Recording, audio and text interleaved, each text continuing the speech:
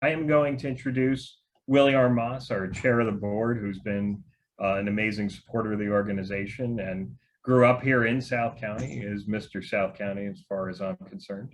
Has shared a lot of great insights. We started doing business outreach again, and Willie has jumped up and taken the charge with Ephraim and actually got to interact with a lot of businesses and share the history of where their business came from, who may have been there before them, and who's been in the area longer. So we appreciate that. But Willie's with US Bank. He's a great guy and just a wonderful chair. So I'm going to hand it over to Willie to introduce our esteemed guest. Thank you, Jim. Appreciate the comments, and yeah, it's been nice going out with Ephraim, doing the outreach, and in the San Isidro area where I grew up. So it's been a real good experience, and seeing the people I've known, as well as the new people that are now opening up businesses there.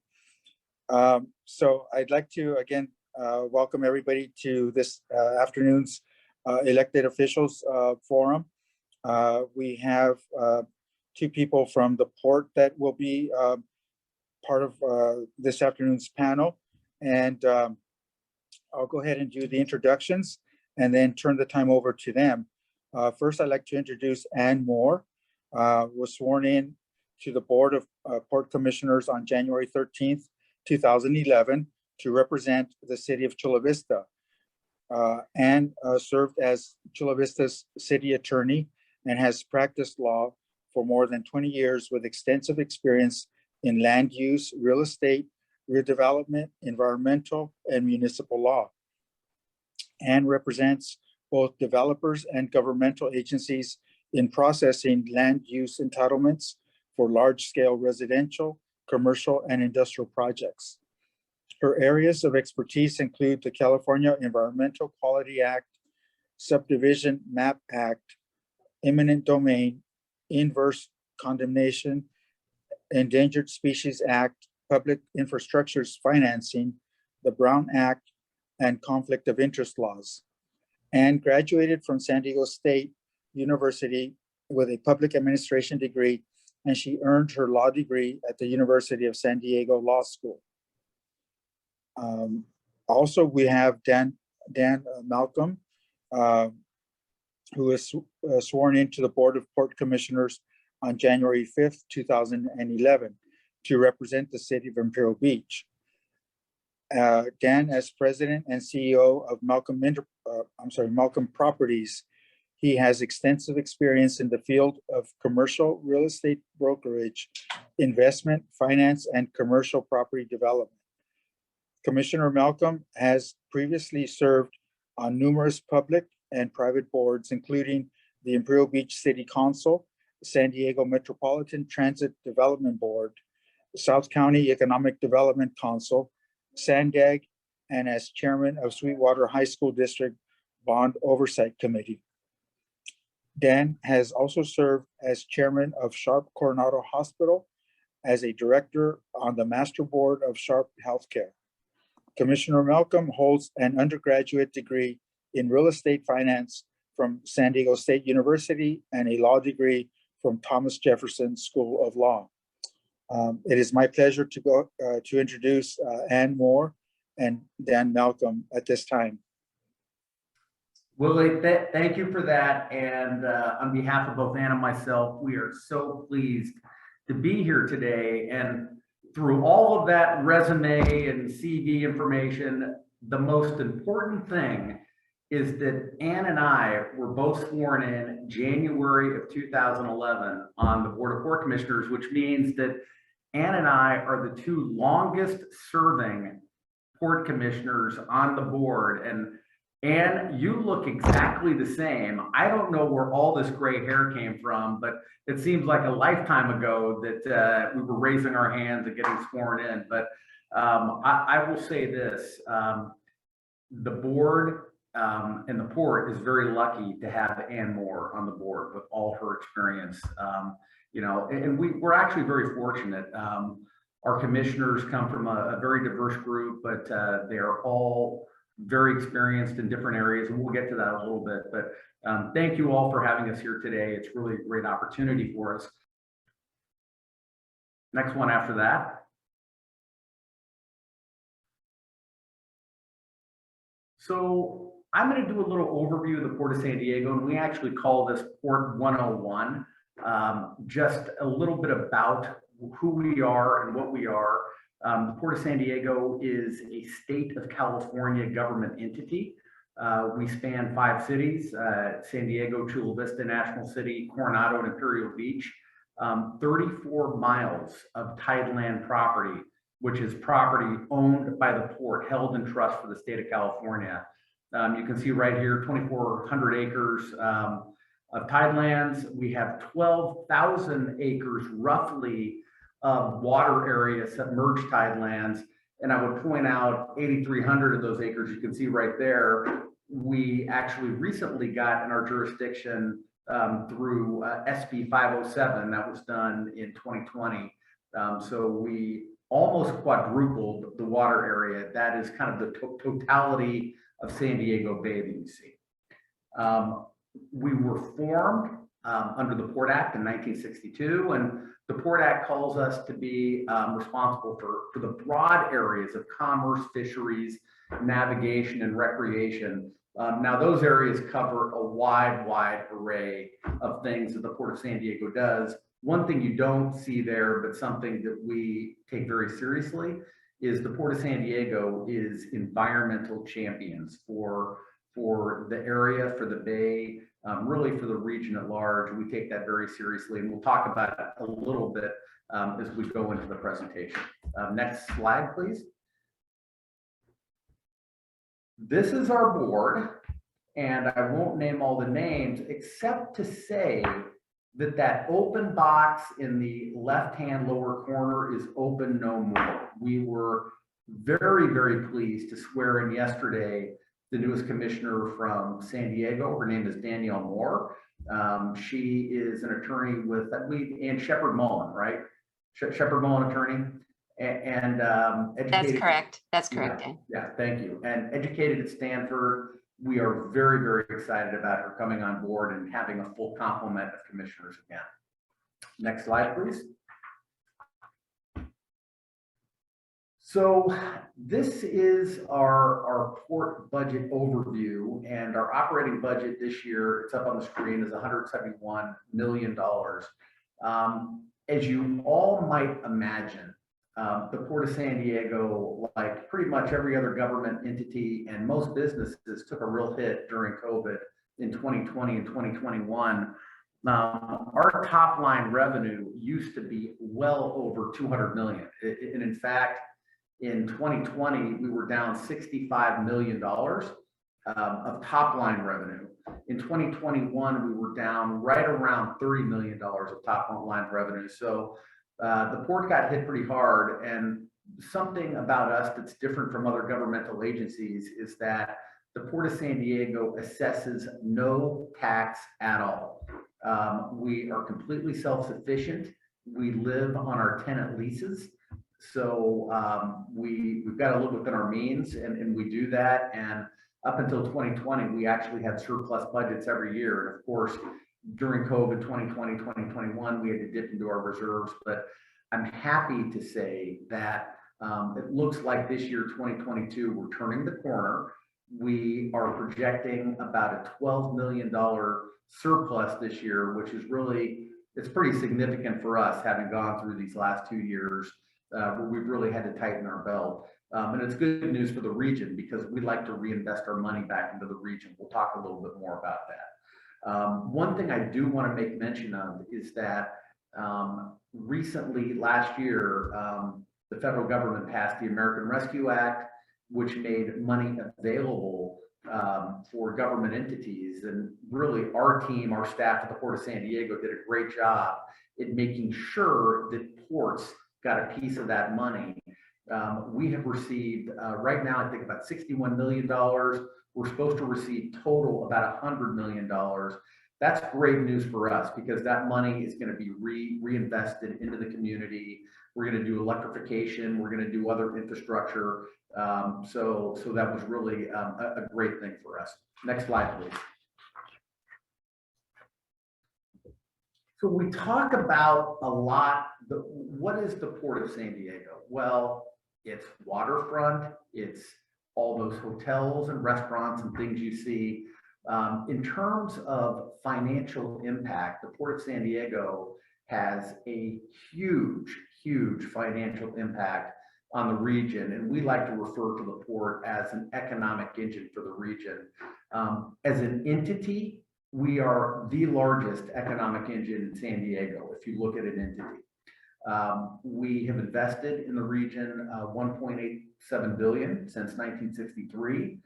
What does that look like? That looks like maritime terminals, that looks like cargo terminals, that looks like infrastructure, that looks like parks, improvements. The San Diego Convention Center, we built out of cash for $160 million. Convention Center 2, we put in an additional $90 million. That's a total of $250 million. In today's dollars, that's coming close to $500 million. That 1.87 billion is many billions in today's dollars. So we are very serious about reinvesting. We have 44,000 jobs that are around Port Tidelands. And I always like to tell people on the jobs, the county average for jobs right now is about $42,000 a year average salary. The average salary around the Port of San Diego is around $72,000 a year. So these are really great jobs. They're jobs that we take very seriously. We protect those jobs, and that's part of the function of what we do. I also want to make mention that when you look at Port Tidelands and you look at the economic impact, it isn't just jobs there. All 18 cities in San Diego County have businesses that provides goods and services to port tenants and port projects around the bay. So when you talk about economic impact, it really is a very large regional impact. Next slide, please. As I mentioned, the Port of San Diego is an environmental champion, and very fundamental to our core principles and core mission is clean water, clean air. Without those things, a lot of what we do just doesn't matter as much. That is really fundamental to what the port does. You know, and people ask me all the time, you know, how do you've got to mandate certain things, you've got to mandate things on industry. Can you do both? Can you operate cleaner, and can you also keep industry going? And what I like to point to, one of my favorite statistics is between 2006 and 2016, we actually, through our clean air strategy, through our climate action plan, through the maritime clean air strategy, kind of a new thing we're doing, we lowered emissions during that period by 18%. During that same period, our maritime revenue, which is maritime industry revenue, went up 29%. So my answer to people always is, can we operate cleanly? Can we enhance industry? Yes, yes to both. They are not mutually exclusive. We can do both at the same time, and actually we will do both at the same time. Next slide, please. Port of San Diego is also, we have a public safety department, we've got a harbor police department, and we've got 140 sworn employees. You can see the stats up there on the slide. Our goal is to provide the highest standard of public safety and homeland security around the jurisdiction. And we have got some great people working at the harbor police department, and that is something that you know, we focus on. Next slide, please. The port is also about experiences. And part of what we do is what we call activate the waterfront. We like to provide different venues, different experiences, different places, interesting places for people to go. And you can see the stats down there. We've got 5 public parks, we've got 9 museums. The Midway Museum is the #1 maritime museum in the world floating museum in the world. So it's been pretty successful. We have all our hotels, 22 parks. We have an art collection around the Port of San Diego that is really the envy of many other jurisdictions anywhere. The public art is wonderful, and if you haven't been down to the Tidelands recently, go down there and you'll find art pieces all around. And eat at one of our, actually that's out of date, it's 75 restaurants. We provide activation experiences in all 5 of our member cities, and that's really an important thing. We want people to come down to the waterfront, gather on the waterfront, and have incredible experiences, have them come back again and again. Next slide, please. So our maritime industry is a very, very important part of the Port of San Diego. We've got the 4th largest by volume in the state of California. And if you remember that pie chart on our finances, our maritime industry is right around 40% of our total revenue. And it was actually a very important part of our total revenue because during COVID, that was the part of our revenue that was really solid, that did not go down, where our other leases that are based upon volume, they fluctuated quite a lot during COVID. Our maritime is really, it's made up of a couple terminals. We have the National City Terminal, which is a car roll-on, roll-off terminal. We have about 400,000 vehicles a year that comes through that terminal. And then we have we have 10th Avenue Marine Terminal, which is dry bulk goods. We have refrigerated goods. Our anchor tenant there is Dole Fresh Fruits. We have 250 million, $250 million bananas coming through that terminal a month. So all of you that like bananas in your cereal, your oatmeal, you know where they come from. They come from 10th Avenue Marine Terminal. We have recently done some work on 10th Avenue Marine Terminal, taken down some old buildings, replaced them with a larger laydown pad area. So to make the terminal just more efficient and more able to actually have goods come in and lay down on the terminal. One other thing I want to mention is that the Port of San Diego is a strategic port. We are one of 17 strategic ports in the United States. And as you all know, the Port of San Diego is the home of the Pacific Fleet. We have, I believe, now 72 vessels, which are the most naval vessels in the United States in one port. So I argue that we are really the most important strategic port in the United States. That's another reason why maritime is so important. We actually, part of our maritime industry is providing services, repair services, support services for the Navy so they can operate the Pacific Fleet out of San Diego. And that's something that we keep top of mind in our maritime industry. Next slide, please. Let me check my time. Oh man, I'm going slow. I better speed it up. Okay, our cruise industry. Dan, you can take your time. You've got a lot of good No, information. I would Feel free. never take time away from you, Ann. Far be it. Our cruise industry got really hit during COVID. This year we have hopefully more than 100 cruise calls. Every cruise ship that comes in is $2 million into the economy and economic impact. So it's actually a fairly important thing for San Diego. Next slide. Port of San Diego Maritime. These are the 2 terminals that we already discussed. National City is on the left, 10th Avenue Marine Terminal is on the right. Next slide. And this is what I discussed, the 10th Avenue Marine Terminal modernization. I'm sorry. Where we took down some buildings and we have more laydown area. You can actually see it right there in that photo. It's made the terminal much more efficient. Next slide. So maritime clean air strategy, I alluded to this. This is part of the Port of San Diego being an environmental champion. Our slogan is health equity for all. We have actually recently in our stimulus money, we have dedicated $25 million to electrification. We're doubling the shore power on the cruise ship terminal. We're adding more shore power on our marine terminals. Why that is important is because when ships are in dock, they can turn off their generators that are really polluting, and they can be on 100% clean electric power, which is much better for the air in the region. We have also, and let's go to the next slide, we also have first in the nation 2 electric cranes that we've ordered, and the crane that we have now is actually the most polluting crane. It's a diesel crane. So we have ordered 2 electric cranes. Each of them are 100 tons. We're replacing 100-ton crane, so we're doubling our capacity.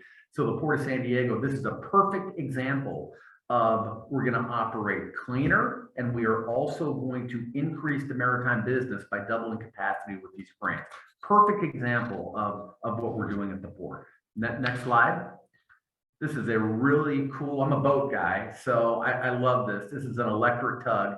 Tugs are very polluting. They put out a lot of emissions, you know, because they've got such high horsepower engines. This is an electric tug. We're going to have this come in. Hopefully we'll have all electric tugs before too long. Next slide. And this is a microgrid infrastructure project. It was a $4.9 million grant that we got. It's a 700 kW microgrid. Actually, we'll be able to supply power for 12 hours off the grid. So it'll really be able to supply clean power for our operators and tenants on 10th Avenue. Next slide.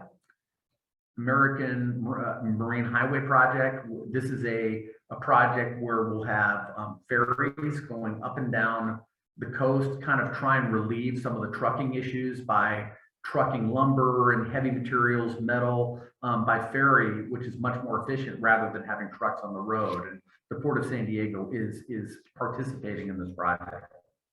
Next slide. Next slide. Hostel lease is a lease that we just did. This is part of the Port of San Diego, of course, our maritime, but also thinking about us as a strategic port. That vessel you see in front of you is a littoral combat ship. We have almost 20 of those in San Diego. Austal is the company that manufactures that ship out of Alabama. And we've recently done a lease with Austal to provide maintenance service in the port for these ships, which is very, very efficient because they'd have to go up the coast hundreds of miles for maintenance. So Austal, to do this deal, made some significant environmental promises in their lease. They also promised to actually hire 25% of their workforce in National City, and I believe 50 or 75% out of 50% out of San Diego County as part of their lease. Next slide. This is one near and dear to my heart, Pond 20 Wetland Mitigation Bank. I've been working on this for 24 years since I was a councilman of National City. And basically what this is we're turning a dead, non-environmental area we're restoring it to the highest wetland standards. It's going to be marine wetlands. And then we are going to be able to sell those wetlands as credit. So what this really represents for the port is a total win-win-win. It's a win for the environment. It's a win for economic development and a win for the community. We're going to be able to generate money while cleaning the environment. And that really is, you know, I mean, that's an ultimate goal if you can actually make money out of operating, you know, environmentally consciously. So this is really an important project for us. And I believe, let's just kind of go through the slides. At the end of this, our staff put some pictures of a project we're doing at the Imperial Beach Pier. And this is just kind of an example of how the Port of San Diego really tries to like instill a sense of place. We own the pier in Imperial Beach. We've done these murals, we've done this painting. Keep going. We're actually going to, we put fishing rod holders and cleaning stations out there for fishermen. And we are going to be putting canopies on the pier. And the next canopy is the one we chose. Really, really cool. This is called Underneath the Waves. And what it mimics is when you're under the waves and you're looking back up, you see a mirrored surface. So what we're doing is we're actually merging function in a canopy with art. And I've got to give a lot of credit to our port staff, our port art staff that came up with this. You know, the Port of San Diego loves to do this. We love to improve our region. We've got a lot of passionate people working for us that really have a heart for the San Diego region and all 5 member cities. And when you come down to the port, you can really appreciate that the Port of San Diego really is making a very positive investment and a positive change along our tidelands. And with that, and I'm so sorry, I went a little bit over, but you can bring us on home. And I want to again introduce Ann Moore, and Ann, take it away. Thank you very much, Chairman. I can speak for the rest of the board. We really do appreciate your leadership as chair this year. You're doing a phenomenal job, so thank you. So I am very happy to report that we've made incredible progress since the Chula Vista Master Bayfront Plan was approved back in 2012. Together with the City of Chula Vista, we've been working really hard to fulfill the vision of the community to develop a thriving recreational, residential, and resort destination on the Chula Vista waterfront. And behind the scenes, there's a lot of work that is happening right now to ensure that this project is done right and that it is fiscally sustainable for our future. Next slide. Oh, we're there? Okay, great. I'll start with a look at the Chula Vista Bayfront Master Plan. Its development and implementation is a joint effort by the Port of San Diego and the City of Chula Vista, and it covers lands located in both the port and the city's jurisdiction. The plan covers approximately 535 acres and calls for a substantial amount of public access and infrastructure, including parks, open space, habitat, preservation, roads, and waterways. There's also a resort hotel and convention center, plus additional hotels, condos, retail, and all kinds of infrastructure. This area is being transformed into a thriving recreational, residential, and resort destination, bringing to fruition more than a decade of planning. The public and the community's engagement and participation in developing this plan was instrumental, and there were hundreds of public meetings. In fact, I know South County EDC was among the original stakeholders, and many of you today that is on this call, on this Zoom meeting, have been among our most vocal supporters, and we thank you for that. In 2012, this visionary master plan was unanimously approved by the California Coastal Commission. In 2013, as you may have all recall, we demolished the power plant.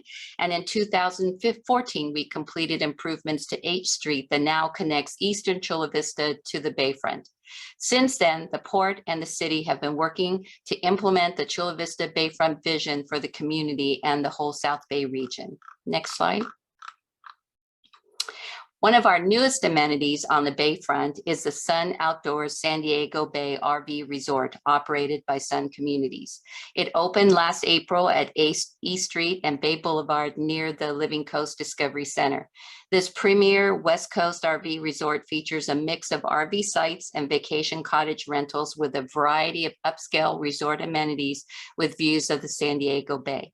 Sun has also built walking trails and other public improvements on and around the site, helping to connect the public to the newly opened Sweetwater Bicycle Path and Promenade, the Sweetwater Marsh, and the Living Coast Discovery Center.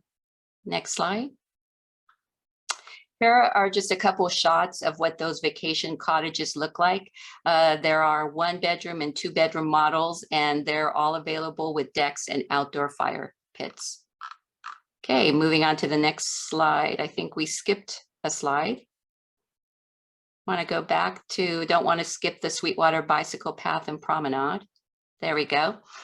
We also celebrated last year the opening of the Sweetwater Bicycle Path and Promenade, which starts and ends just outside the new RV resort and connects to the Bayshore Bikeway. It connects Sweetwater District to the Harbor District, where we have Bayside Park, the marinas, in the near future, the Gaylord Pacific Resort and Convention Center. Now we can go to the beautiful shot of the Gaylord Pacific Resort. So the Gaylord Pacific is an important component of the Chula Vista Bayfront Master Plan. The proposed Gaylord Pacific project will be a catalyst for development of even more hotels and businesses in the Chula Vista Bayfront. The proposed Gaylord Pacific project is also expected to bring over 2,000 new construction jobs and 8,000 permanent jobs on site at the end of the development or the full development of the Bayfront plan. And all of this would be extremely beneficial to the region. We've been working on this project for some time, and we're now in the financing stages, and more on that in a minute. The total cost is estimated to be approximately $1.2 billion. That includes the resort hotel, convention center, parking structure, and assorted public infrastructure and parks.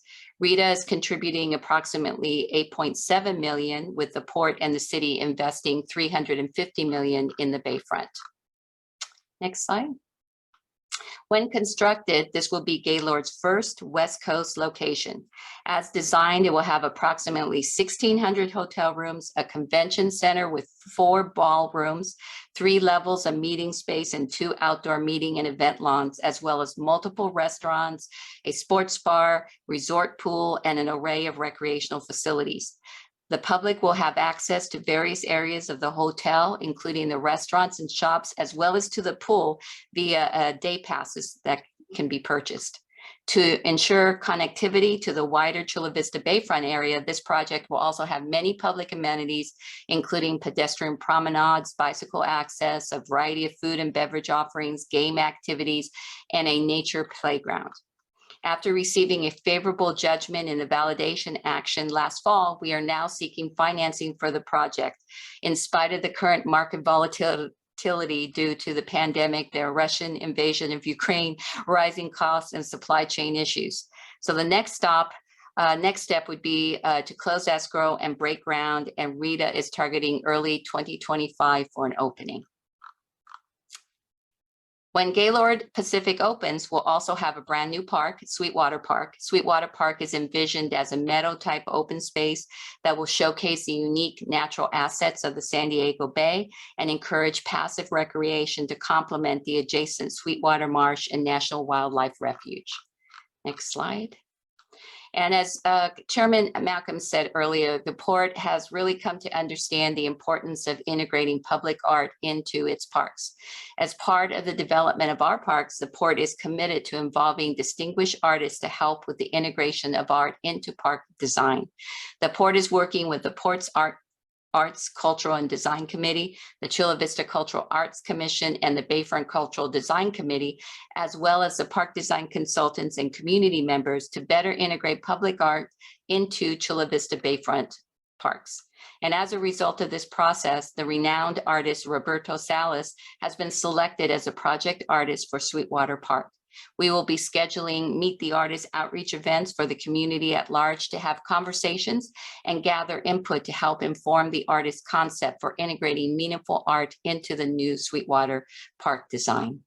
Next slide. Another project that I'd like to update you on is the National City Balance Plan.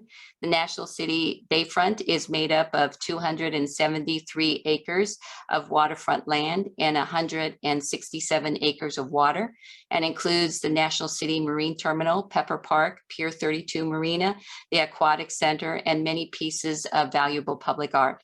The National City Marina District refers to the approximately 60-acre area in and around Pier 32 Marina, including Pepper Park. The Port of San Diego has been working closely with the City of National City, as well as business and community stakeholders to balance land uses for the National City Marina District based on public priorities. It will also add more park space and provide a contiguous area for commercial development. The draft environmental impact report was released last year for public review. The public comment period ended on November 17, 2021, and staff is now reviewing all the public comments that were received and will determine when the final EIR and draft Port Master Plan amendment will be presented to the Board of Commissioners at a future public board meeting. The public will have an opportunity to provide even more comment on this plan at that board meeting. Next slide. The balanced plan includes the future expansion of Pepper Park by 2.5 acres. The Port of San Diego is inviting the public to participate in an upcoming virtual design workshop for Pepper Park at 6 p.m. on Wednesday, March 23rd. The community and stakeholders will view and provide feedback on 3 conceptual plans that are based on input collected during previous Pepper Park outreach efforts. The conceptual plan will showcase how new park elements can fit within the existing park and the future 2.5-acre expansion. Participants will be asked what elements they like in each of the 3 concepts, and the feedback received will be incorporated into one concept that the public will have the opportunity to review and provide feedback on during a second design workshop later in the spring.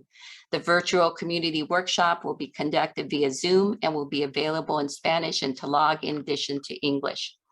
Those interested in participating are encouraged to learn more and register at theportofsandiego.org/National City Bayfront.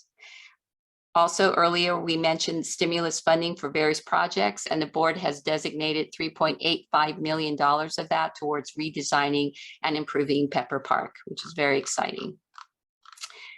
Finally, I'll move to the Port Master Plan update, our largest project and another one that I've been involved with for many years. A Port Master Plan is required by the San Diego Unified Port District Act and the California Coastal Act. The port's existing plan was certified in 1981 by the California Coastal Commission and has never had a comprehensive update, though it's been amended over 40 times since 1981. We are updating the Port Master Plan to reflect changes in the needs and priorities of Californians and the region's growth since the first plan was approved in 1981, over 40 years ago. Spanning approximately 6,000 acres of land and water, the Port Master Plan designates specific areas for maritime uses, such as cargo and cruise, recreational uses such as marinas and parks, development of hotels, restaurants, and other visitor-serving amenities, and for environmental purposes such as habitat areas. Launched in 2013, the port's objective for the Port Master Plan update is to create a holistic, thorough, and balanced approach to future water and land uses for generations to come. Next slide. So in 2013, the Board of Commissioners directed staff to begin the integrated planning PMPU effort. This slide summarizes the major milestones for the Port Master Plan effort, including the board's acceptance of a vision statement and guiding principles in 2014, followed by the acceptance of a framework report in 2015. These 2 documents have served as a foundation for the contents of the PMPU, including goals, objectives, and policies that apply Bay-wide, and planned improvements and development standards specific to each planning district. Next slide. So throughout the entire effort, public and stakeholder involvement has been instrumental in helping to shape and improve the plan. We released the draft program environmental impact report in November 2021, which included the latest draft Port Master Plan update for public review. It includes analysis of potential environmental impacts for the Port Master Plan update. And the next steps for the Port Master Plan update include preparing responses to public comments and start preparing the final program environmental impact report. By the way, we received 366 comment letters, including 10 from agencies, 19 from organizations, 20 from businesses and port tenants, and 317 from individuals. Obtaining the Board of Port Commissioners approval is the next step on the final EIR and the draft PMPU, which will happen in mid-2022. We will then complete processing of the PMPU with the California Coastal Commission in mid-2023, and hopefully finally obtain approval from the Board of Port Commissioners of the Port Master Plan that would have been approved by the California Commission by the fall of 2023. So with that, we are both here to answer any questions that you may have. Thank you both. That was quite in-depth and extremely speedy. So thank you both for being able to do that. I know we have one question that's already come in from the participants, and I encourage more. Please raise your hand or add it into the comments. We'll make sure to get your question answered. So the first question that has come in was a question about the status of the lighting of the Coronado Bridge. Any updates on that you might be able to share? Off the top of my head, I don't have an update. We can get back to you on that. And I don't know if you've got anything on that. No, I think I don't believe there is any. I don't know what that is. No worries. We'll get the answer back as soon as you can provide. So with the Chula Vista Bayfront obviously being one of the most exciting developments our region's seen in quite some time, how can businesses engage with this project as we move to the opening in 2025?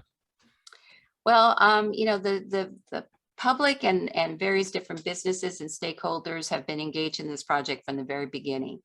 And right now we have a completed plan that's been approved by the Coastal Commission that, by the way, has the input of the public that's been incorporated into that plan. And right now we're at the stage where we're, trying to put together the financing for the Gaylord project, because as we mentioned earlier, the port and the city have to fund $385 million in the public infrastructure. So that's the stage that we are in now. And we're hoping to break ground and to have the whole Gaylord project completed in 2025. But there's plenty of future projects that was going to come up in the Port Master Plan for Chula Vista. And again, I'm sure that we're going to have plenty of opportunity for that public input as well. And, as the financing documents get put into place, we will be bringing all of that back to the board as well. I would add you asked about public engagement, and I'm going to step outside of the four corners of the question and talk about public benefit and business benefit. We often like to talk about these projects have major catalyst effect, and this project being the largest hotel and convention center combined project in the county of San Diego is a huge project for not just not for Chula Vista, but Imperial Beach, National City, actually San Diego. It is going to rise tide for all businesses. There's going to be thousands of construction jobs, thousands of permanent jobs. This one project alone is going to have an economic impact of over $1 billion. It's a major project. So, I would say as a business, there are going to be opportunities that are created by having something this large, a project of this size, scope, and magnitude happening in Chula Vista on the Bayfront. Thank you for that. And as RFPs and other proposals come out, please let us know. We'll be glad to share them with the business community. Make sure we get some of our biggest and brightest here engaged with. So we also had a question which will kind of tie into a couple of things. So one of our participants asked about efforts to handle rising seawater and impacts on port lands. And I think we can combine it with another question I got, which was, with all of the competition on the West Coast, and you talked a little bit about the mitigation of clean air and all of the initiatives being done there, how does the port continue to differentiate itself and be that leader, on the West Coast as far as ports go? Ann, you want me to try and tackle that first? Sure. Yeah, you go right ahead. Okay. Ann will probably have a better answer than me, but I'll start it off. As I stated in my presentation, we take our environmental stewardship, our environmental championship very seriously. And sea level rise is obviously something that we've talked about for a long time. In 2013, when we put the Climate Action Plan in place, it was specifically with that in mind, to reduce emissions and to make a difference here in San Diego. Same thing with the Maritime Clean Air Strategy or Clean Truck Strategy. But more specifically to the question of what are we doing to, say, adapt or to deal with it? Well, the Port of San Diego has actually started to implement some, really unique and exciting technologies and projects through our Blue Tech Incubator, which is we actually look at projects on San Diego Bay that can have an impact environmentally and an impact in our region. One of those projects is called E-Concrete. And when you look around the Port of San Diego, you see a bunch of riprap, which are the rocks that hold the water back. What E-Concrete is it would be a replacement for riprap. It's concrete pieces that are actually made to when the water goes up and down, they actually become tide pools in addition to being shoreline shoreline protection. So what's happening there is instead of having a dead piece of rock there now, you have shoreline protection that is also acting as a tide pool. It increases biodiversity. It increases, it actually cleans the bay as clams and mussels, attach on to these pieces and then they start filtering water. So it's really a unique way to say, okay, we know sea level rise is going to happen. We have to deal with it, but how can we deal with it in an environmentally conscious way? And actually, with biodiversity and in the water, the health of the water in mind. So that's just one example. We have actually many projects. Sunken seaweed is another one. We're looking at oysters, having oyster farms, not just for consumption, but also oysters for mitigation. That every oyster filters about, I believe it is 100 gallons of water a day. So as you're growing those oysters, you're actually cleaning the water. So the port really is looking at some very unique opportunities. And I would just add that as far as what we do as being a sort of ahead of everybody else, as you probably all know, SB1 just recently passed that sort of codified the sea level rise guidance that the Coastal Commission has, had on their books for a number of years now. And with that said, the port has always, as part of its projects, considered sea level rise as part of their planning process. And I can very proudly say the city of Chula Vista was probably one of, when we did our port master plan, considered sea level rise as part of the plan before there was even a real concrete guidance from the Coastal Commission. So we have always been sort of ahead of the curve in that regard, always taking into consideration these environmental issues as we develop our projects. Yeah, I think the stewardship and planning is amazing, and we commend you for being proactive with that. And it kind of goes to the next point, Commissioner Malcolm, you stole my line where I was going to say, I know this is dear to your heart, but with Pond 20, how could you elaborate a little bit on how you envision this from an economic standpoint benefiting the region at large? And I know there's some tremendous benefits, and we've talked about it. So it'd be great to hear from you. And it ties to a question that we got from the audience asking, how much revenue do you think this will generate for the environmental mitigation?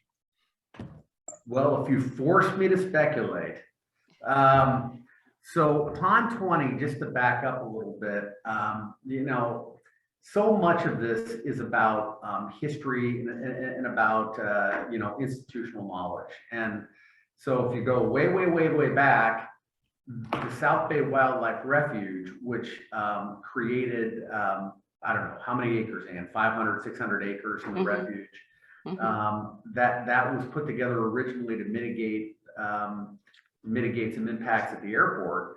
And Pond 20 was part of the South Bay Wildlife Refuge, but it was set aside as something that might be used for economic development in the future because of its proximity to Highway 75, the Palm Avenue. So the Port of San Diego in 2003 and 2011, and then 2016 actually looked at potential development. And we put together an MOU between San Diego, Imperial Beach, and the Port of San Diego.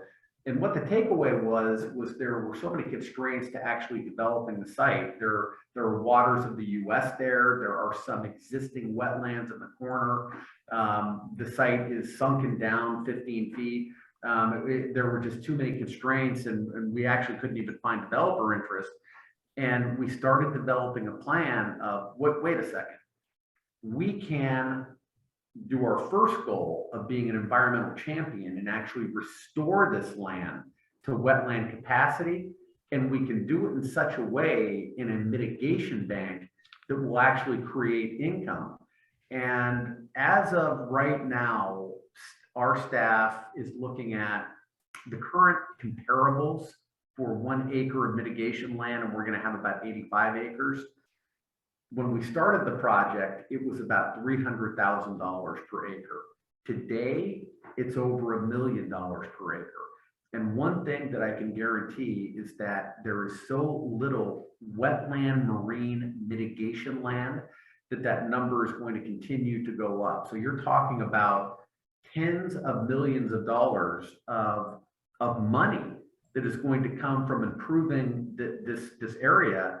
And the Port of San Diego set up an economic development fund respecting the original reason why Pond 20 was left out. Respecting that reason, that money is going to go into that fund to be used for economic development projects in the area. So that is how it is going to be at a time when we don't have redevelopment funds anymore. You can kind of look at it as a replacement fund that can actually be used for economic development in the area. Great, thank you for that.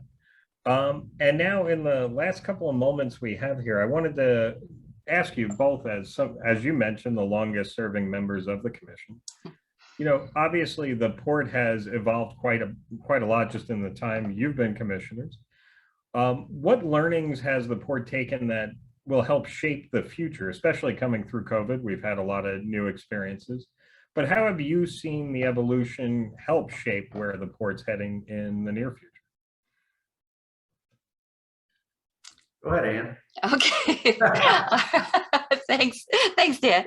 So, well, I can say for me, there's a couple things that I've seen kind of evolve over the past few years. One of which is the participation of the public and the projects and the things that we do. I think that we have been much more involved in making sure that we get public input in everything we do. As for instance, with the Chula Vista, the Sweetwater Park and the Harbor Park, that design of those parks were the result of numerous public meetings where the public came in and was able to provide input.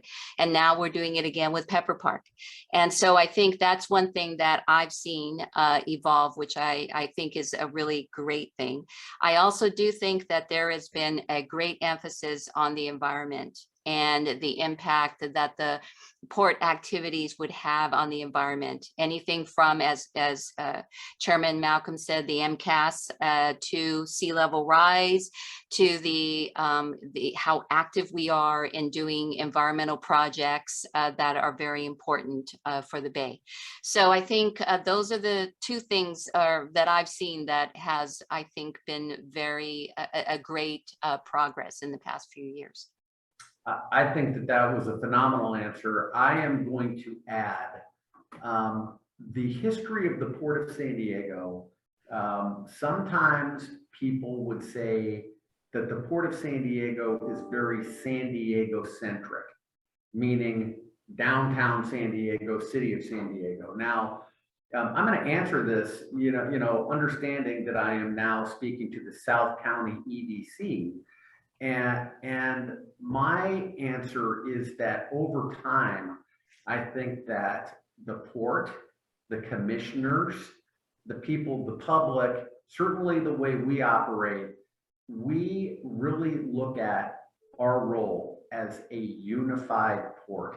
Now, it is true that we have commissioners that come from San Diego, that come from Chula Vista, National City, Imperial Beach, Coronado, and you would think that parochial interests would rule the day. And I'm not going to say that there aren't times, when we're out there, in a parochial fashion, watching after our city. But I will tell you the overarching theme is that we are unified and we are doing the right thing for the region writ large. And what that means is now we are really not just focusing on San Diego, we are focusing on South County.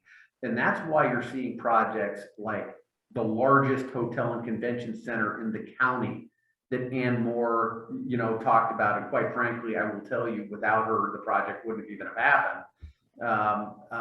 And a lot of other people too. There are a lot of people involved in the success there. We're talking about National City. In my city, we're talking about Pond 20. We're talking about other, improvements in the area. The port is now focused on all of the region, and that includes South County. Then we are not forgotten stepchildren. We are part of the Port of San Diego, and that is a major difference, and something that Ann and I are always very watchful about.